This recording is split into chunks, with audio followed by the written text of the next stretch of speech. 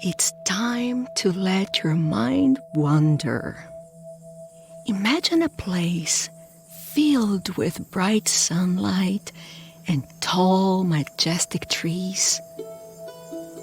A little town is nestled gently in the hillside, with white-walled buildings and dark tiles on the roof.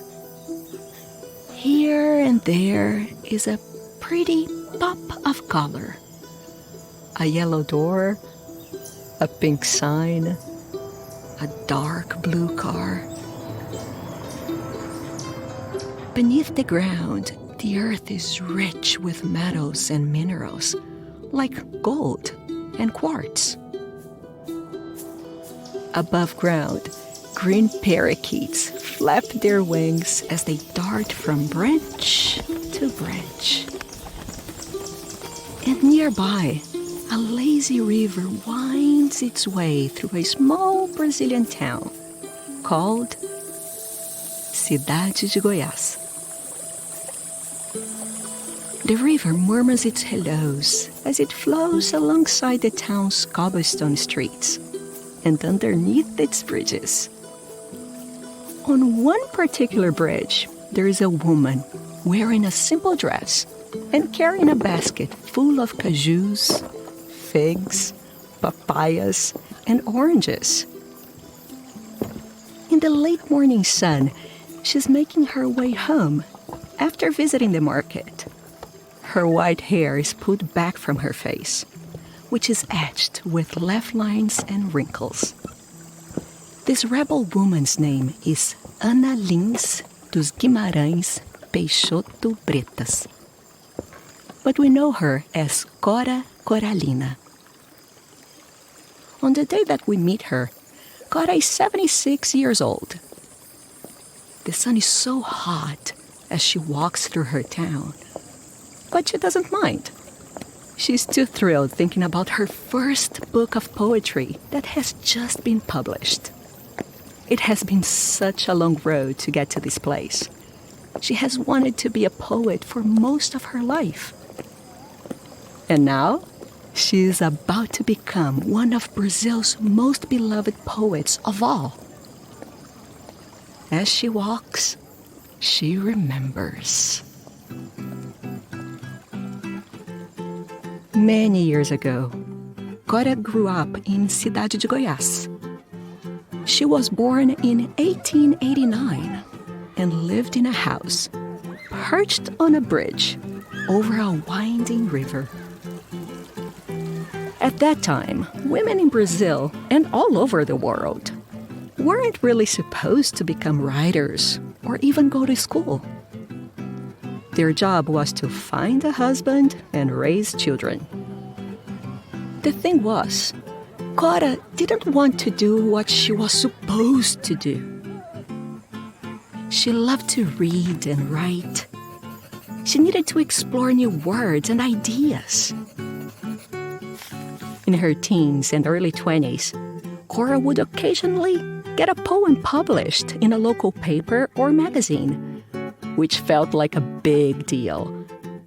But she knew there was more inside her. But life sometimes takes a wandering path.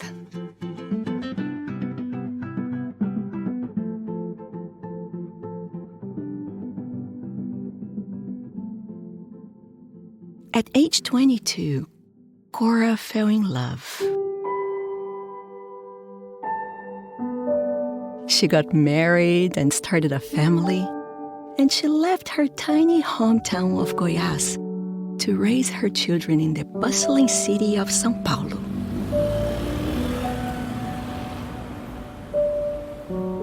To earn money for the family, Cora began working in a confeitaria, a place that sells all kinds of sweets.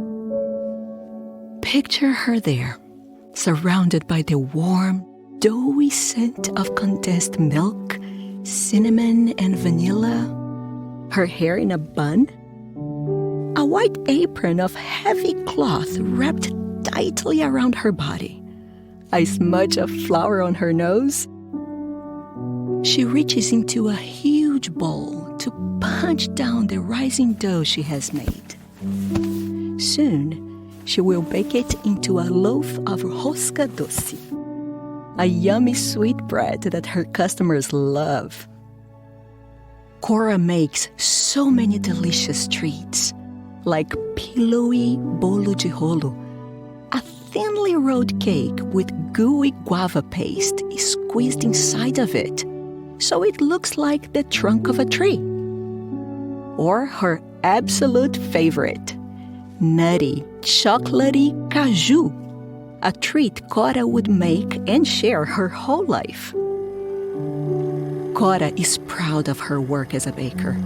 She calls it mais nobre das artes, the noblest of arts. But no matter how much time passes or how tired she is, from raising her children and waking up early to bake delicious pastries, Cora keeps writing. She writes every single day. She writes about life in the Brazilian countryside. She writes about mythology. She writes about the world around her. And she writes about being a woman. Cora is inspired by all of her surroundings. Numa ânsia de vida, eu abria o voo nas asas impossíveis do sonho. In a hunger for life, I took flight on the impossible wings of dreams, she writes.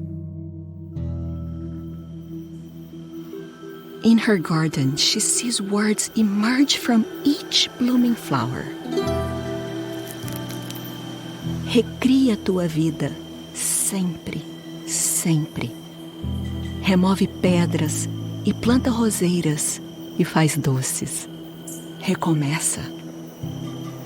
Recreate your life, always, always. Remove stones, plant roses, and make sweets. Begin again. Poetry sings throughout Cora's life. But again, the path of life wanders.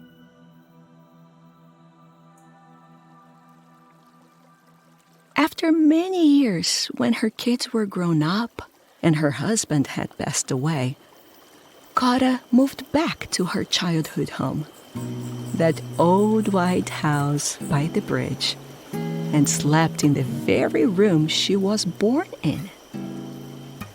Each day she would rise and maybe cut a slice of cake for her breakfast and sit at her desk to write. Images flashed through her head and spun themselves into words and wisdom that flowed from her fingertips.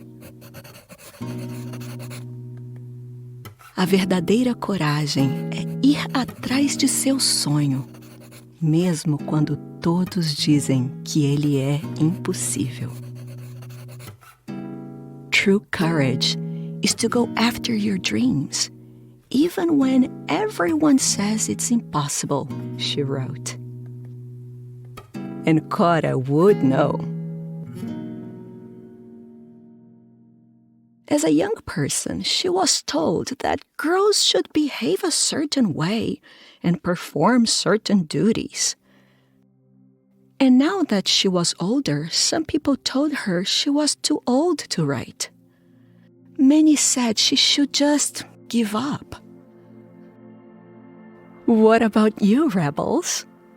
Have you ever had a dream that seemed impossible?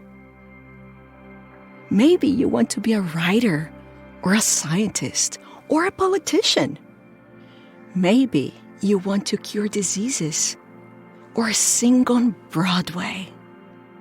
And maybe, just like Cora, people in your life say you can't reach your dreams either. Maybe you've never seen someone who looks like you or sounds like you become a famous poet or doctor or president. That's what happened to Cora. But you know what? Cora's head and heart were so chock full of words and ideas that they were going to come out no matter what. So let's go back now to where we started.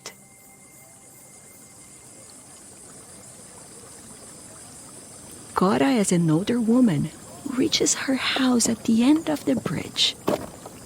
She smiles at the stout white building with its tiled roof and dark green door. Bom dia, she calls to her neighbor. Good morning. The neighbor waves back as Cora steps inside her home. The smell of cinnamon and cloves fills the air, and Cora's eyes brighten as she walks into her kitchen. Her mouth tingles at the thought of the candied figs she's going to make. Their sweet syrup, the tang of that first bite. Cora loves making things that bring others joy. In her kitchen, she makes candies that she sells from her doorstep. But today, she is not baking for anyone else. Today is a special day. She has just gotten a copy of her first book, Poemas dos Becos de Goiás e Histórias Mais, or Poems from the Alleys of Goiás and Other Stories. It's arrived in the mail, and she carefully unwraps it. The paper tickles her fingers and sends a shiver of excitement up her spine. On the cover, she sees a faded picture of a cobblestone alley winding through her beloved Cidade de Goiás. It's better than she could have ever imagined. After decades, her first book. The words that have been just secrets in Cora's heart now fly across the Brazilian countryside. Soon, journalists from all over the world come to visit this wide-haired woman who has always seen herself as much as a sweet maker as a poet. They will interview her in her kitchen as syrup bubbles on the stove. And when they leave, she will return to her desk again and again, the smell of fruits and candies clinging to the air around her. Leaving the book on her desk, Cora washes her figs, the water cool on her fingertips. She leaves them to soak and soften. Later, she will boil them and cool them and cover them in a delicious cinnamon syrup. But for now, she feels the words bubbling up in her heart again, urging her to write. She has so much more to say, and she dreams of the poems that might come next. At age 76, she feels like she's just beginning. She shuffles over to her desk. She picks up her pen, gripping it tightly in her hand. She pulls out a cool, clean sheet of paper. And she writes. The dark ink is scratching across the page. What counts in life is not the starting point, but the journey, she writes. Walking and sowing, in the end, you will have something to reap.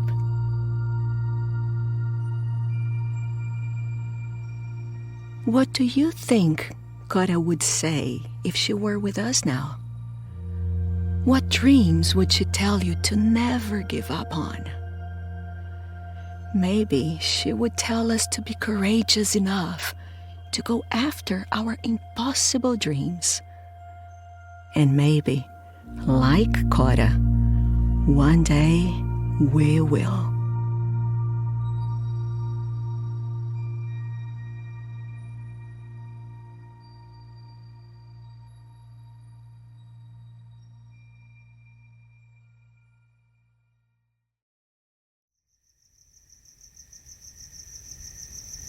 This podcast is a production of Rebel Girls. It's based on the book series Goodnight Stories for Rebel Girls. This story was produced by Katie Sprenger, with sound design and mixing by Mumble Media. It was written by Alexis Stratton. Fact-checking by Joe Rhatigan. Narration by Vivi Kulig. Thank you to the whole Rebel Girls team who make this podcast possible. Stay Rebel.